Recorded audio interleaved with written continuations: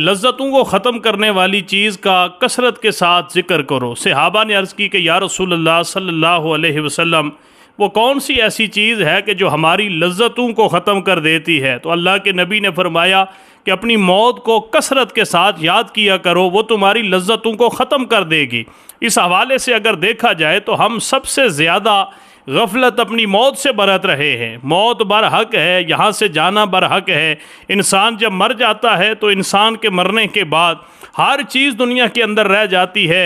वो जितना दौलतमंद था, जितना नामी गरामी था, जितना ओहदों का मालिक था, ये सारी की सारी चीज़ें दुनिया के अंदर रह जाती है। इंसान को जब हम कब्र के अंदर लेके जाते हैं तो वहाँ इंसान के साथ उसकी हर चीज़ कब्र तक जाती है। माल भी जाता है, दोस्त भी जाते हैं, रिश्तेदार भी जाते हैं, औलाद भी जाती है, ओहदे भी साथ जाते हैं, हर चीज़ उसकी कब्र तक उसके साथ जाती है।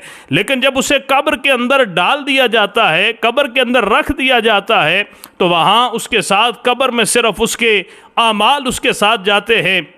अच्छे आमाल लेके जाएगा तो उसकी कब्र के अंदर उसको राहत व सुकून मैसर होगी।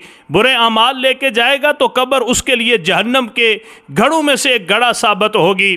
दुनियावी ज़िंदगी के अंदर हम ऐसे बहुत सारे काम कर रहे होते हैं कि जिनके अंजाम कार को अगर देखा जाए तो वो इंसान यकीन के साथ कह सकता है कि ये अपनी कब्र को अंगारों से भर रहा है, अपनी कब्र को बिच्छुओं से भर रहा है, अपनी कब्र को जो है वो सांपों से भर रहा है।